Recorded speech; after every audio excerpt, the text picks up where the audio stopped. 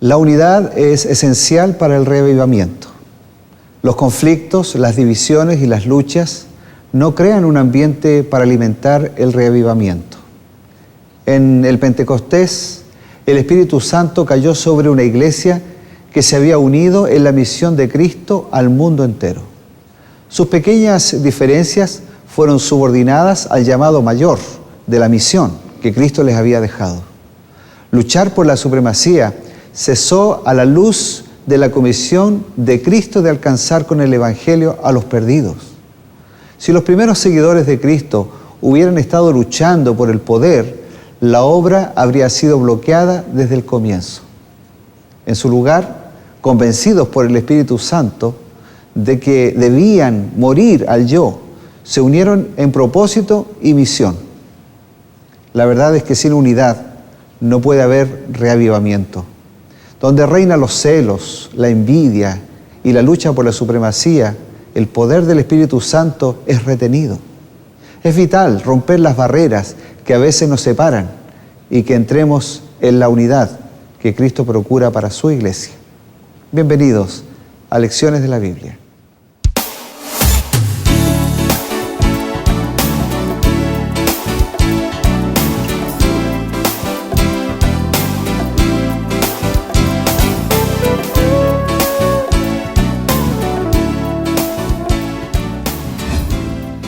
Hola, ¿qué tal? Bienvenidos y bienvenidas a este programa nuevamente de Lecciones de la Biblia. Programa que semana a semana llega a su hogar gracias a la voluntad de Nuevo Tiempo, quien nos permite llevar la palabra de Dios hasta sus vidas. Y esperamos que de alguna manera esto sea útil para usted y lo pueda apreciar, aprecie el esfuerzo que hace este canal para llevarle a usted contenidos de profundo carácter espiritual. El día de hoy vamos a estudiar, como ya algo mencionamos en la introducción, un tema que tiene que ver con la unidad. La unidad es algo que a lo largo del tiempo, con el paso de los años, tiende a perderse. Nosotros vivimos en un mundo donde poco a poco la tecnología, las cosas van haciendo que el individuo se vaya encerrando en sí mismo. Por eso que es tan importante hablar de este concepto de unidad, porque la unidad también tiene que ver con ese abrirse hacia una comunidad, abrirse hacia una hermandad, donde yo soy parte de un cuerpo que es el cuerpo de Cristo. Para estudiar el tema de hoy hemos invitado a Joel Sandoval, pastor de la iglesia de Plaza Garín. Plaza Garín, es el distrito, ¿no es cierto? El distrito. Plaza Garín. Bienvenido, Joel, ¿cómo estás? Gracias, pastor, muy bien, contento de acompañarles, saludar a nuestros amigos. ¿Fuiste padre hace poco tiempo, me dijeron? Así es. ¿Es verdad o no? Así es. Ya, ¿estás durmiendo bien? Porque si no has dormido no vas a poder hablar. No, ya estamos ya acostumbrados, ya han pasado casi 3 meses ya, así que ya. Ah, sí, ya, muy bien. Así que te felicitamos y aprovechamos de felicitarlos. Si quieren escribir un correíto ahí, un saludo. Un saludo ahí a tu correo, ¿no es cierto? joel.sandoval@adventistas.cl. Así que te van a llegar ahora algunos saludos seguramente a tu correo electrónico. Bien, vamos a orar, pedir al Señor que nos acompañe en el estudio de hoy. Querido Padre, te damos muchas gracias por el privilegio que nos das de estudiar tu palabra por medio de la televisión. Oramos por nuestros amigos que nos están sintonizando, para que tú les bendigas en sus familias, en sus vidas, y también a nosotros en esta hora, para que el mensaje que vamos a analizar venga de tu parte y por medio de tu palabra podamos, Señor, descubrir los tesoros que encontramos en la Biblia. Te damos gracias, oramos en el nombre de Jesús. Amén, Señor. Amén. Vamos a ver una nota introductoria que nos va a ayudar a entender el tema de hoy.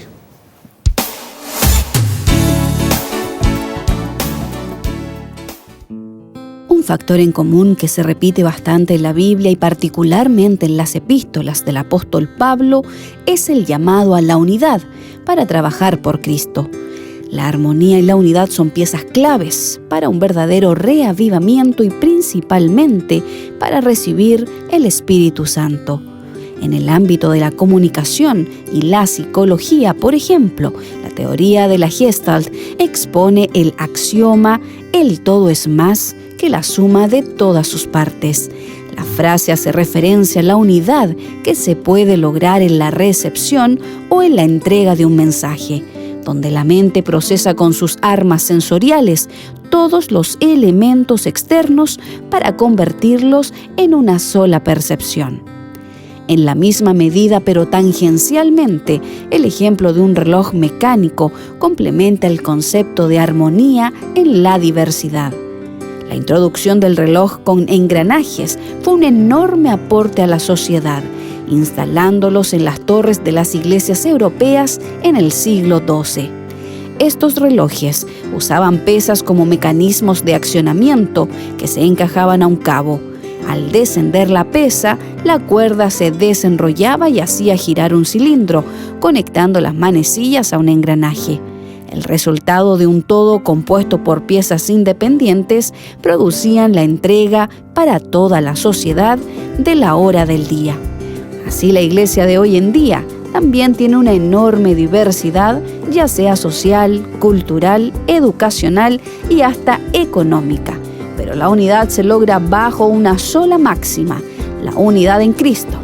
O citando al apóstol Pablo en Filipenses 2:2, contemplad mi gozo, sintiendo lo mismo, teniendo el mismo amor, unánimes, sintiendo una misma cosa.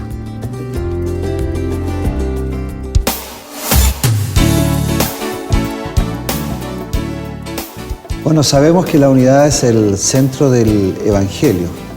En el libro de Efesios, capítulo 4, si usted busca en su Biblia, del versículo 1 al 3, dice: yo pues, preso en el Señor, os ruego que andéis como es digno de la vocación con que fuisteis llamados, con toda humildad, mansedumbre y soportándoos con paciencia los unos a los otros en amor, solícitos en guardar la unidad del Espíritu en el vínculo de la paz. Es interesante que el llamado que nos hace el apóstol Pablo es a guardar la unidad de la iglesia. ¿De qué manera? ¿Por qué razón? ¿Cuál es el fundamento que tiene en el concepto del reavivamiento y la reforma este elemento de la unidad, Juan? Bueno, ahí Pablo en Efesios está diciendo la unidad del Espíritu. Automáticamente cuando hablamos del Espíritu Santo estamos hablando del reavivamiento, ¿no? Creo que una iglesia desunida pierde el foco, o mejor dicho, tal vez en el orden, una iglesia que pierde el foco no está unida. Y como no tiene el foco claro, la misión no está cumpliendo el propósito por el cual Dios llamó a esa iglesia o a aquella persona. Ahora, el fundamento de la unidad de la iglesia está en la oración sacerdotal de Cristo en Juan 17. ¿Cómo nosotros podemos responder ahí a esta oración que Cristo hizo ahí por la unidad de sus discípulos? Bueno, es muy interesante, pastor, ver esa oración. Ya el contexto en el cual Jesús la hizo es bastante interesante. Si bien la Biblia dice que Jesús oraba constantemente, diariamente, subía al monte, se apartaba, iba al Getsemaní a orar, la oración de Juan capítulo 17, previa a la crucifixión, Jesús dedica tiempo para interceder, para orar por un grupo especial de personas distintas. La primera de ellas, a partir del versículo 11, dice que Jesús ora por sus propios discípulos, ¿no?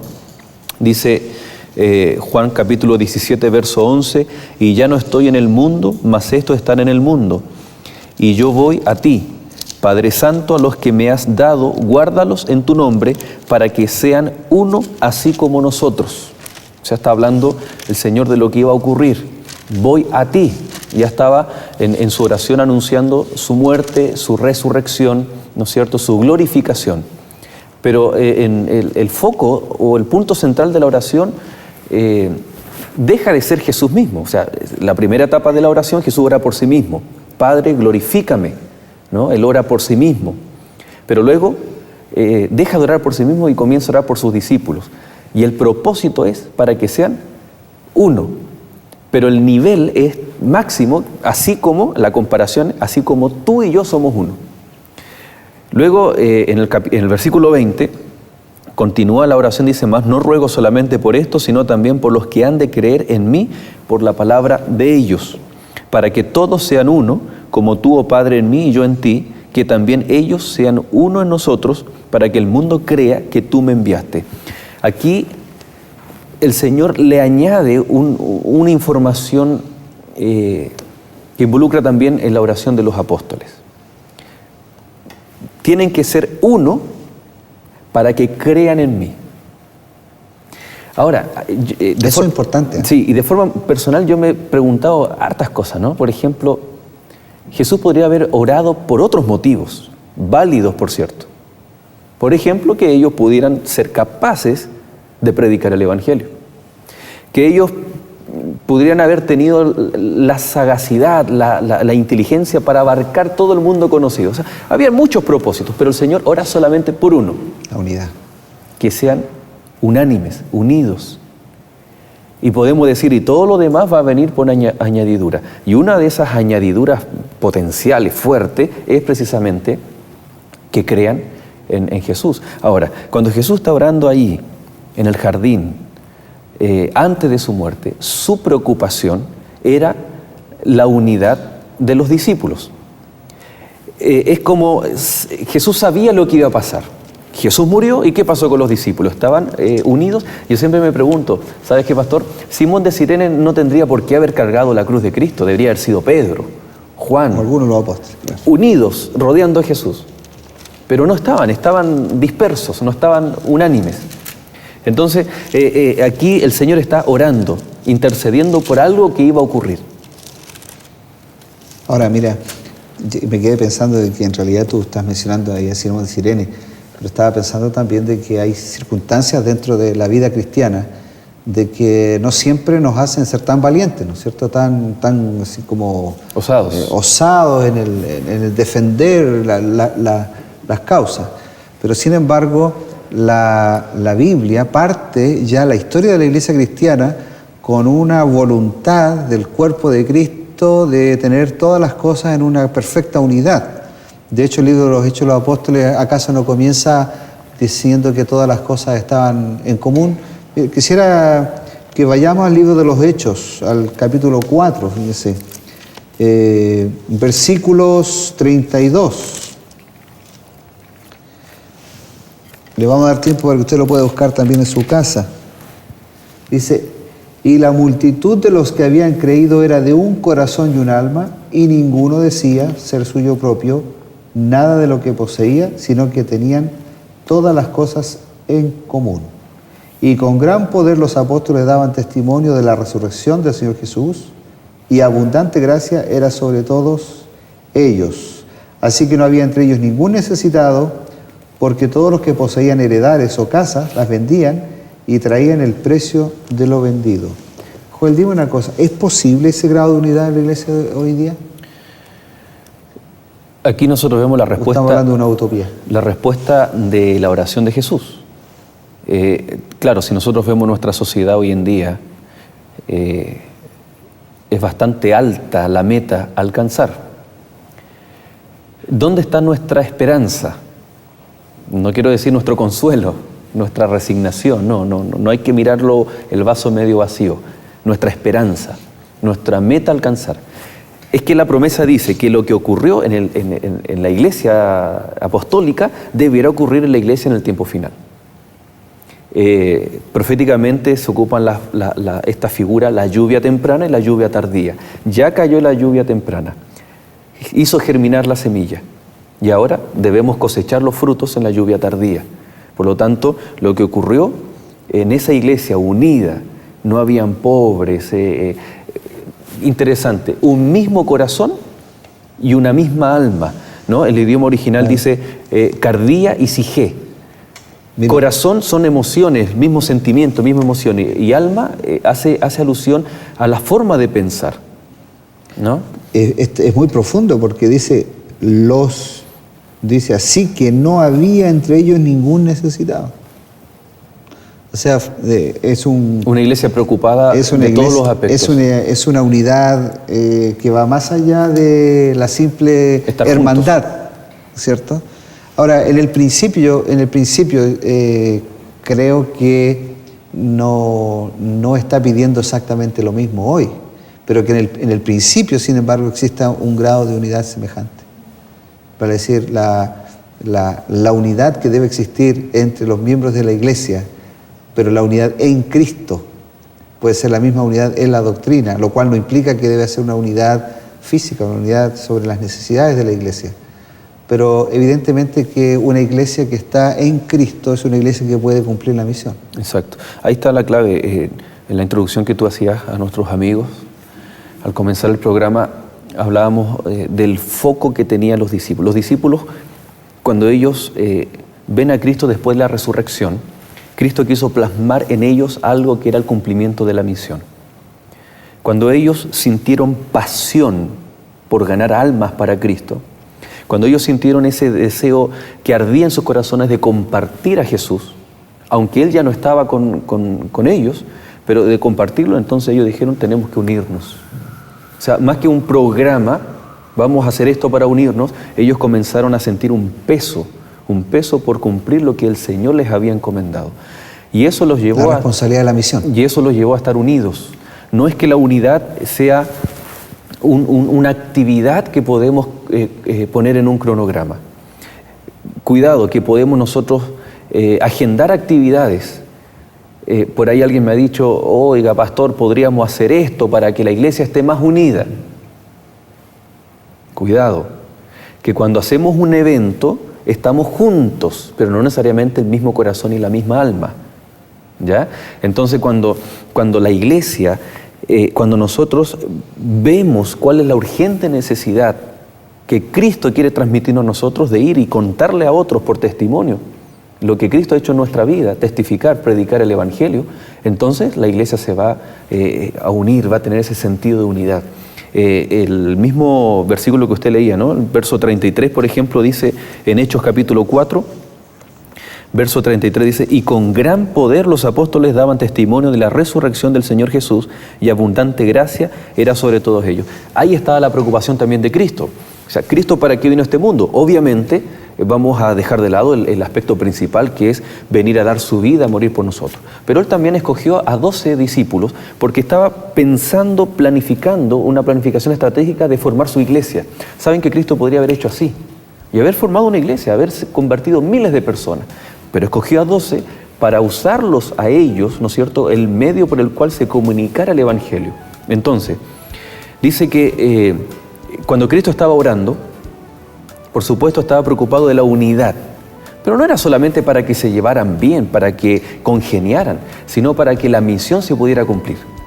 Y aquí vemos la respuesta de Cristo, no solamente en la unidad, en el verso 32, sino también en el verso 33, el resultado. Dice que había poder, con gran poder ellos testificaban. Y el libro de hecho abunda de ejemplos, ¿no? Abunda de muchos ejemplos de cómo ellos vehementemente, con valentía, iban y predicaban el Evangelio. Bueno, ya vamos a ver algunos de ejemplos, vamos a hacer una pausa y volvemos para continuar con lecciones de la Biblia. No se vayan.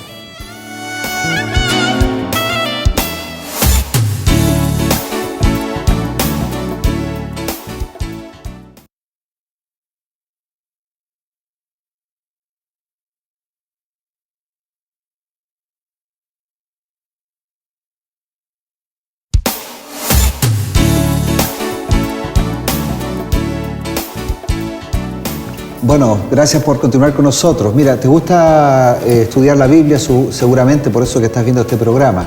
Y como es así, queremos ofrecerte 2 cursos bíblicos que son gratuitos para ti. Solamente tienes que llamar a los teléfonos que están apareciendo allí en la pantalla. Uno se llama Vida Feliz, que es un curso para el hogar.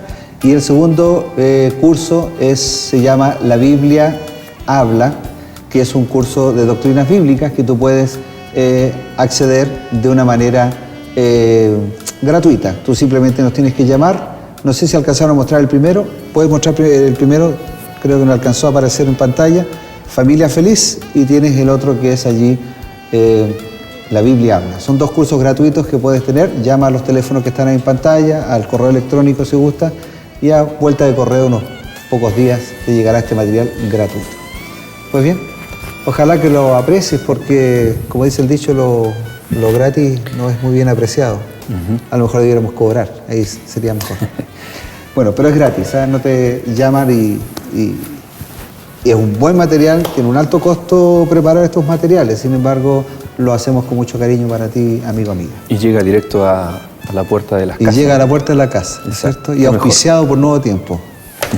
Muy bien. Saben que fuimos a hacer una pregunta, Joel, la pregunta de rigor de todos los programas. Les preguntamos a los amigos si ellos preferían trabajar solos o acompañados. Fueron interesantes las respuestas que nos dieron.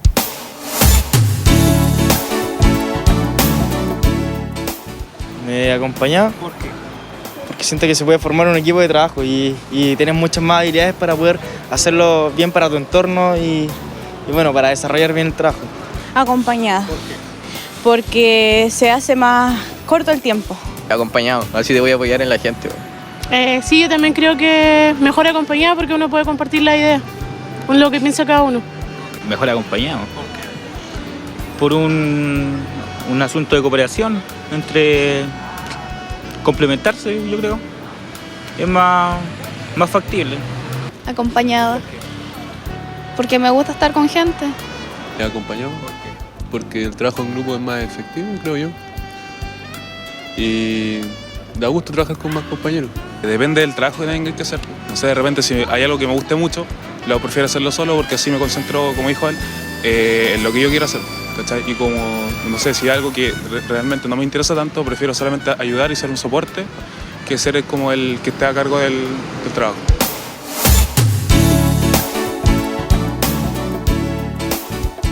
¿Y a ti, Joel, cómo te gusta trabajar? ¿Solo? ¿Acompañado? Depende. No, la verdad que es bueno trabajar acompañado, pero es un gran desafío. Es un gran desafío, porque somos todos distintos, distintas formas de pensar, distintas formas de ver las cosas. En lo personal yo soy bien esquemático y analítico para las cosas, muy estructurado. De chiquitito me enseñaron así. Entonces, de pronto uno quiere que el resto haga de la misma forma que uno quiere. Esto es como las fórmulas matemáticas, uno puede llegar al mismo resultado, pero de distintas maneras, ¿no? Así que no voy a develar secretos domésticos, pero al final mi esposa es la que me rompió el esquema y ella es más relajada. Más extrovertida. Sí. Tu esposa. ¿Ya? Así pero que... en verdad, yo creo que el desafío que todo pastor tiene, porque nosotros somos pastores de iglesia, esencialmente, este programa es un anexo de nuestra labor. Sin embargo, creemos que nuestra responsabilidad es trabajar con toda la iglesia en lo que se llama la movilización laica, ¿no es cierto? La movilización de la iglesia. Así es. Así que es mejor aprender a trabajar unidos y en equipo a trabajar solo. Yo no sé Por si ahí escuché un dicho que decía, solos llegamos más rápido, pero juntos llegamos más lejos. Bueno, una vez yo vi un video, no sé si te lo mostraron en alguna de estas asambleas a ti, de pastores, nosotros tenemos que hacer tiempo asambleas de pastores, de una persona que aparecía recogiendo la ofrenda, después él mismo daba los anuncios, se iba a tocar el piano, luego aparecía como parte del público y era también el predicador. Trabajaba solo. Trabajaba solo. Yo creo que el ejemplo, la lección más clara es la lección del Nuevo Testamento, donde las personas en realidad trabajaban en un equipo y donde todas las cosas le eran común. Por ejemplo, tenemos allí, hacían olla común, ¿no? Hacían la olla común, trabajaban, comían juntos, predicaban juntos. Y yo creo que el mismo espíritu, como señalábamos antes, el espíritu que debiera volver a estar en la iglesia primitiva. Es algo muy importante, ya que estamos viviendo independiente del país en el cual usted nos está mirando. Me atrevo a decir, sin conocer la realidad, pero que estamos viviendo en una sociedad bastante individualista. Yo Yo les cuento que con Patricio vivíamos casi cerca, en ciudades colindantes, muy cerca, 10 minutos de distancia, y de vez en cuando nos reuníamos, nos juntábamos para compartir. Y después, ¿no es cierto?, uno recibió un traslado, nos cambiamos de ciudad y extrañábamos eso, ¿no? Muchas veces cada familia, cada persona vive de forma individual. ¿Corremos el riesgo en la iglesia de vivir la misma situación? Yo creo que sí. Por eso es importante que nosotros nos enfoquemos en cuál es la misión, pero como una iglesia unida. Estaba recordando, por ejemplo, Jesús dijo, ya que para el reavivamiento es necesaria la unidad, y para la unidad es necesario el Espíritu Santo, que Jesús dijo, haciendo una ilustración, ¿no? En Juan capítulo 7, Jesús dice que el que cree en mí, de su interior correrán ríos de agua viva, y esto decía del Espíritu Santo. Una vasija, nuestra vida es una vasija, pero que está requebrajada o agrietada, no puede contener agua. Por lo tanto, si nuestra iglesia, si mi vida está desunida, está con una grieta por celos, envidias, división, jamás el contenido, que es el agua del Espíritu Santo, va a estar presente. Y en una iglesia donde no está presente el Espíritu Santo, no puede haber unidad. Y si no hay unidad, no se puede cumplir la misión. Sin lugar a dudas. Ahora, hay una cosa que me llama a mí la atención. ¿La sociedad en los tiempos de Cristo era igual a la sociedad de nuestros días en relación con el tema de la igualdad social? ¿O podríamos decirle que había ciertas variantes? Yo creo que obviamente hay variantes, pero también similitudes. Cuando uno lee el Nuevo Testamento, aparentemente se registra cómo el Evangelio iba progresando de una forma pero grandiosa, ¿no? Cómo llegaban en barcos, desembarcaban, ubicaban una sinagoga o donde se reunían los cristianos, predicaban, se bautizaban y continuamos con la siguiente aldea o ciudad. Pero no era tan fácil. La sociedad antigua era muy compleja. Era muy discriminatoria. Discriminatoria, secular, ¿no? Pero nosotros estamos viviendo también, como yo ya lo mencionaba, en una sociedad que plantea un tremendo desafío para la unidad, ¿no? Cada individuo viviendo su mundo, su metro cuadrado, ¿no? Y aquí es donde viene el evangelismo, donde viene esto del reavivamiento. La pregunta es, ¿en nuestra sociedad actual tiene el reavivamiento un impacto especial? Yo creo que sí. ¿Tiene la unidad, el relacionamiento interpersonal, algo atractivo para la gente hoy? Yo espero que sí. Y quiero aprovechar de hablar y invitar a nuestros amigos. Si usted tiene la necesidad de compartir, de conversar, acérquese a un templo, una iglesia adventista, ahí en el barrio. Bueno, depende del país, ¿no? Nosotros ahora estamos casi en pleno invierno, ¿no? Y siempre los sábados de tarde nos juntamos después del culto a compartir un chocolate caliente. Siempre yo digo, la excusa es la comida, perdón, es la excusa para compartir. Pero tenemos que en la iglesia fortalecer esas áreas de compartir más, de conversar, de hacernos más amigos. Y hay un aspecto muy interesante que dice el libro de Hechos, que no solamente lo hacían en el templo, sino diariamente en las casas. ¿Cuándo fue la última vez que invitamos a alguien a nuestra casa a comer, a tomar once o cena, ¿no? Interesante, porque podemos ser muy buenos cristianos de día sábado, de asistir al templo, pero estamos cumpliendo ese parámetro, esa meta a alcanzar como fue la iglesia apostólica. Bueno, es un desafío no perder la hospitalidad. Ahora, a mí me llama la atención, por eso te hacía la pregunta yo del tema social, porque yo tengo la impresión que en los tiempos de Cristo, este tema de las igualdades, todo lo que tiene que ver con los derechos, las libertades, estaban completamente coartadas. Recuérdate que el Evangelio no era popular, no era fácil de predicarlo. Había gran oposición, incluso de los mismos líderes religiosos de la época.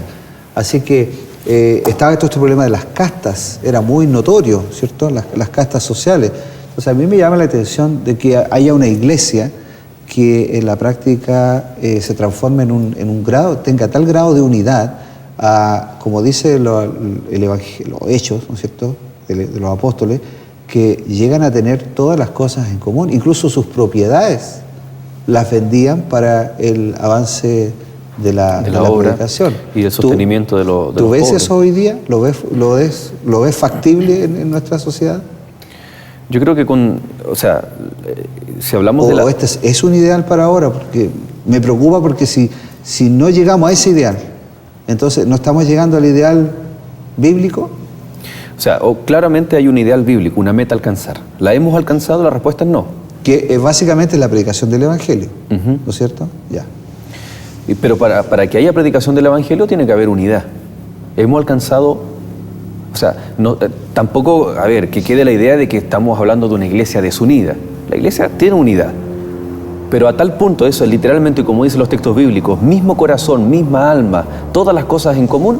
Yo creo que eso depende en la medida que individualmente vamos buscando una renovación espiritual en nuestras vidas.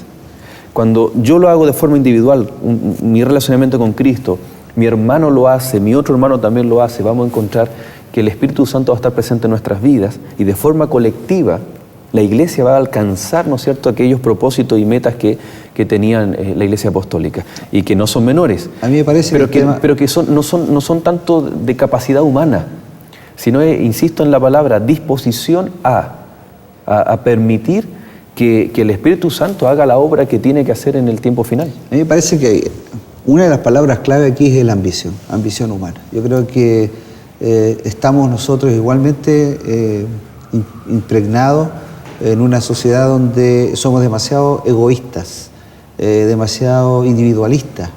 Entonces casi que nos molesta que alguien se meta en mi esfera. Y eso está yendo en contra del principio bíblico, de que hay que trabajar en equipo, hay que abrirse a la comunidad y hay que integrarse a un proyecto de misión, un proyecto de misión. Más adelante vamos a hablar un poco sobre el tema de la misión. Pero a mí me preocupa, Joel, sinceramente te digo que creo que, no sé si a ti te pasa o solamente lo vivo yo, pero creo que hay poco compromiso en general de la iglesia en lo que tiene que ver con la predicación del Evangelio, con la misión propiamente tal. Testificar. No estoy yo diciendo de que no haya personas muy comprometidas, porque yo tengo hermanos muy comprometidos. Realmente son personas a las cuales yo tengo que sacarme el sombrero. Sin embargo, creo que la mayor parte de la iglesia todavía necesita como un remesón, no sé cómo diría yo. Reavivamiento. Este verdadero reavivamiento para entrar en un compromiso real con lo que significa la predicación del Evangelio. Y fue lo que le pasó a los discípulos. Antes del derramamiento del Espíritu Santo, ellos estaban peleando, ambicionando qué lugar iban a ocupar en el reino de Dios. Pero después su preocupación no era eso. No era una preocupación terrenal, basada en egoísmo, en orgullo, sino que su preocupación, como decíamos al comienzo, era cómo cumplimos la misión. Y ante esa tremenda pregunta, ¿cómo cumplimos la misión? ¿Cómo llevamos el mensaje a la comunidad? No nos queda más que responder, no podemos solos, simplemente con la ayuda del poder y de la persona del Espíritu Santo. Entonces cuando la iglesia reflexiona y dice, así no vamos a alcanzar nunca, aunque hay muchas personas que se entregan a los pies de Cristo, que son añadidas a la iglesia, pero que a ese ritmo vamos a seguir esperando que Cristo vuelva. Entonces los discípulos dijeron, bueno, ¿cómo lo vamos a hacer? Y el Señor les dio las instrucciones, las orientaciones. Quédense orando, quédense estudiando la palabra de Dios. Cuando ellos recibieron el Espíritu Santo, entonces hicieron grandes prodigios, señales, maravillas, ¿no es cierto?, que están registradas en los Hechos de los Apóstoles. Pero esto es lo interesante. Predicar el Evangelio no se trata de capacidades humanas, se trata de lo que el Espíritu Santo puede hacer por medio nuestro. Eso es testificación. Decíamos, ¿no es cierto?, en Hechos 4:33, y había gran poder, tenían gran poder. Pero eran los mismos a los cuales el Señor había llamado. Eran unos simples discípulos, ¿no? Pero personas que comprendieron que el foco no son en las cosas humanas, en lo que yo puedo ambicionar, qué cargo puedo ocupar, sino que el foco ahora estaba ¿Cómo puedo contarle a otro, a mi amigo, a mi vecino, a mi compañero de universidad, a la vecina del barrio, a mi jefe, a todas las personas, cómo yo puedo contarles de quién es Jesús y qué es lo que ha hecho en mi vida? Testimonio. Ahora, yo creo que, amigo, uno tiene que preguntarse en realidad si yo estoy contribuyendo a la unidad de mi iglesia. Estoy contribuyendo al concepto de colaborar. Me estoy comprometiendo con la misión que la iglesia tiene que realizar, que es la predicación del Evangelio. Si yo no tengo esa unidad, si no estoy comprometido, fíjate que estadísticamente, podemos discutirlo un poco a la vuelta del bloque, que ya tenemos que cerrarlo, pero se dice que el 20% de la iglesia está llevando el peso y la carga del 100% de la misión. Pareciera hay un 80% de la iglesia que está todavía en una etapa de espectador. Es un mero consumidor del Evangelio. Y cuando uno es espectador, para cerrar la idea, se vuelve crítico y no aporta. Exacto. Vamos a una pausa y ya volvemos.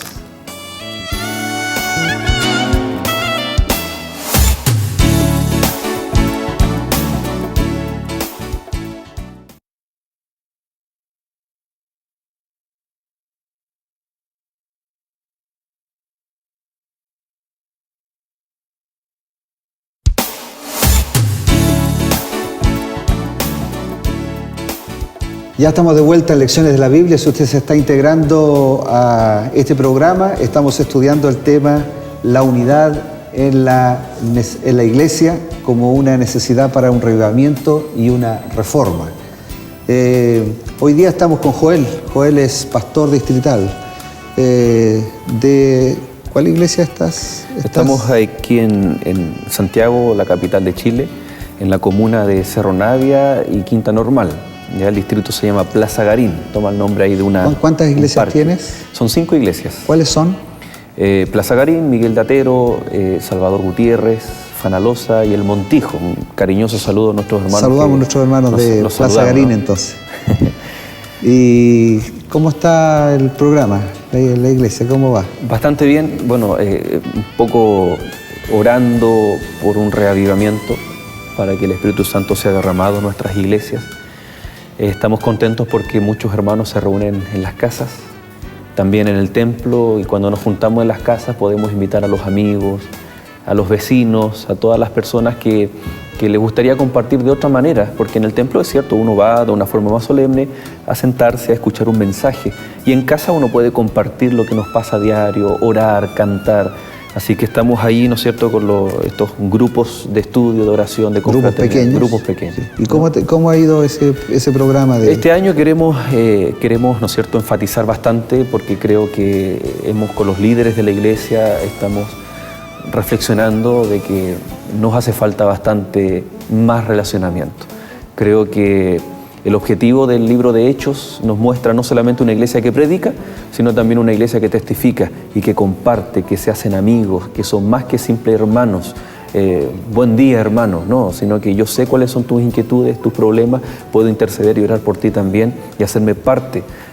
Como dice la Biblia, un mismo corazón y una misma alma. Es un gran desafío. Podemos animar a los hermanos de Plaza Garín a involucrarse en la misión de la iglesia. Así es. Yo sé que los hermanos, hay muchos hermanos que son muy misioneros. Muy misioneros. Muy buen distrito. Y la verdad es que todavía siempre hay algunos que tienen que unirse al carro, sí. Supongo, ¿cierto? Sí, sí. Así que saludamos a los hermanos de Plaza Garín, como a todos los hermanos de todas las iglesias, a cada líder de grupo pequeño, diría yo. Creo que hay que enfatizar esas personas que están prestando sus hogares, sus casas para que se predique el Evangelio de una manera más personalizada, más directa. Joel, hay un asunto que me gustaría discutir contigo en este minuto que tiene que ver con la estructura. A muchas personas no les gusta este tema de la estructura. La pregunta ¿es necesaria la organización, la estructura? ¿Es bíblica la estructura de la organización? Bueno, nosotros encontramos dos capítulos del libro de Hechos que son fundamentales, el capítulo 6 y el capítulo 15. En el capítulo 6 nosotros encontramos el primer principio de la organización de la iglesia. Dice que había una gran necesidad. los apóstoles estaban preocupados de predicar el Evangelio, pero había una faceta que era el cuidar de las viudas, de los huérfanos, los menesterosos. Entonces dice que se hace una reunión representativa y se toma la decisión de escoger a 7 diáconos para que ellos atiendan las mesas, dice la Biblia. Pero no solamente eso, porque inmediatamente uno de los que fueron nombrados como diácono era Esteban. Y cuando termina la porción de la Biblia en el capítulo 6, cuando habla de esta elección que se hace, luego dice que Esteban hacía grandes señales y prodigios y tenía gran poder de Dios. Entonces, no era simplemente para atender las mesas, sino eran personas con poder, diáconos, que también cumplían la obra de evangelista o de apóstol, sin dejar de cuidar, ¿no es cierto?, el servicio en la iglesia local. Pero llama la atención el principio cuando la reunión terminó, dice que ellos se acercan a toda la congregación y les comunican. Y el texto bíblico dice, y les pareció bien a toda la congregación la decisión que ellos habían tomado. O sea, aquí estamos hablando de una iglesia que en su organización todos sus miembros tienen derecho a voz y voto. Luego en el capítulo 15 nosotros encontramos la siguiente figura. Habían problemas, había una situación, sabemos que en la iglesia todos somos distintos, tenemos distintas opiniones.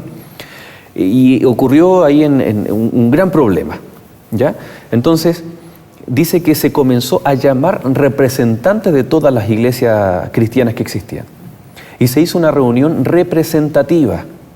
O sea, la iglesia primitiva tenía ya una estructura local que eran ¿cómo serían? Los obispos, serían los representantes de las iglesias. Los pastores locales. Los pastores locales. Uh-huh. Supongo que ya a esa altura la iglesia, producto del desarrollo, el crecimiento, no hay que olvidarse que la iglesia primitiva al comienzo en un solo sermón predicó 3.000 convertidos, después 5.000, 3.000. Uh-huh. Por lo tanto, estamos hablando de un gran número de creyentes y las iglesias tampoco eran grandes templos, exacto, sino que eran iglesias pequeñas. Y geográficamente abarcaba bastante, muchas regiones. Yo me imagino que debe haber habido una iglesia por cada 2 o 3 cuadras en la ciudad, porque de lo contrario no me imagino cómo podría haberse albergado esa cantidad de creyentes. Saca la cuenta que solamente en la primera predicación de Pedro tenemos, ¿cuántos? 5.000 convertidos, y estos dice se unieron a la iglesia.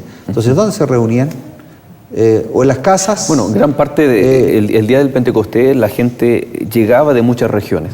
Muchos de esos miles de convertidos tal vez volvieron a sus casas y siguieron haciendo una obra expansiva del Evangelio. Igual es un número bastante grande. Exacto. Si piensan en 5.000, 8.000, por lo tanto, supongo de que ya el crecimiento de la iglesia, la estructura de la iglesia, hizo necesario una organización más formal. Exacto. Hoy en día nosotros tenemos distintos tipos de organización eclesiástica. Uno de ellos, por ejemplo, es el congregacionalista, en el cual, imaginémonos que yo hubiese estado en Jerusalén, yo me bautizo, escucho el sermón de Pedro, y luego me voy a mi casa, a mi región. Como iba con familia, tengo a mi familia, después un amigo, hoy yo también fui a Jerusalén, juntémonos, entonces ya, tú vas a ser el pastor de la iglesia. Y yo formo mi propia iglesia, es mi congregación. Pero pierdo todo vínculo con Jerusalén, pierdo todo vínculo con Roma, con los hermanos de Colosas, de Galacia, etc. Y ese es el sistema. Una iglesia isla. Una iglesia tipo isla, ¿no? Son 2 o 3 iglesias, pero que están basadas en su propia congregación, hablando organizacionalmente. Son independientes. Exacto. Existe otro sistema de gobierno o de organización que es el episcopal, ¿no? En la cual hay una organización que aparentemente abarca geográficamente, ¿no es cierto?, que está en todas las ciudades, pueblos, pero que hay algo bien interesante, que deja de lado el principio de Hechos capítulo 6, el de voz y voto y participación activa de sus miembros. El sistema episcopal, yo puedo ir a una iglesia, pero no tengo derecho a las decisiones, a levantar mi mano, a sugerir, a tomar un voto. Y tenemos, ¿no es cierto?, el principio o el concepto bíblico de organización de iglesia, que es el representativo. ¿no? Que el que presenta el libro de los Hechos. Que el que presenta el libro de Hechos, porque dice que vinieron de distintas iglesias, distintas regiones a Jerusalén, ahí en el capítulo 15, se hizo una asamblea, un congreso, y luego ellos volvieron, pero ellos siempre sabían que había una dependencia. Incluso en el libro de Hechos habla de que las iglesias hicieron ofrendas para un propósito, para un lugar especial, para Jerusalén, ¿no? Y ellos enviaron sus ofrendas. O sea, la sede estaría en Jerusalén de la iglesia primitiva. Era como una sede de la iglesia apostólica, ¿no es cierto?, en donde ellos iban y venían o compartían información. Originalmente la presidía Bernabé. Ajá. Pedro también jugó un rol muy importante en la iglesia en Jerusalén, el apóstol Pedro. Entonces, este es el sistema que actualmente también existe, el representativo, en la cual yo ingreso a una iglesia, soy parte de ella y tengo derecho a voz y voto por medio de una asamblea, y también soy representado, ¿no? A través de un delegado. La iglesia puede tener una junta administrativa, una reunión, ¿no?, en donde se toman los votos, las decisiones que luego son presentadas ante la asamblea. Entonces podríamos concluir de que la iglesia primitiva era una iglesia de gobierno representativo. Representativo. Donde sus miembros tenían voz y tenían voto. Exacto. Se les tomaba el parecer, dice la Biblia, ¿no? Claro. O sea, la estructura actual de la iglesia está obedeciendo entonces un patrón bíblico. Hay algo bien interesante, contarle a los amigos que la iglesia adventista, por supuesto que sigue el patrón bíblico. Representativo. Es representativo. Yo quiero que tú me cuentes, y también a los amigos, yo no he tenido la oportunidad de vivirlo, me da la impresión que tú sí. Esto de que cada 5 años la iglesia adventista se reúne, bueno, la iglesia adventista es una iglesia mundial, ¿no?, en todos sus aspectos, educacional, de salud y más aún eclesiástico, pero cada 5 años se reúne en un congreso, en una asamblea de todos los representantes de los países del mundo. No sé cómo será esa experiencia, vivirla, qué ve uno allí, ¿no? Bueno, la iglesia, este congreso mundial es una copia de lo que ocurre a nivel más local. Cada 5 años también las iglesias se reúnen y realizan su propio congreso, que es un tiempo de evaluación, de oración, de planificación, de toma de decisiones, de elección de sus líderes, etc. Y a nivel del Congreso de Acción General ocurre lo mismo, solamente que uno tiene una visión mucho más amplia por causa de la multitud de culturas, ¿no es cierto? Esa reunión es multicultural. Cuando ocurre a nivel de un país, uno conoce a su gente y sabe cómo es, pero cuando la iglesia se reúne en forma mundial, uno puede notar la envergadura de lo que significa la estructura como tal. ¿Cuánta gente más o menos se reúne? De los delegados, alrededor de unos 5.000, 6.000. Pero en realidad puede ir todas las personas que quieran pueden asistir a las sesiones del Congreso, porque generalmente se hacen en estadios grandes, pero los representantes son los que envía cada congregación local. Y esto es lo interesante porque en el libro de los Hechos este principio está dado.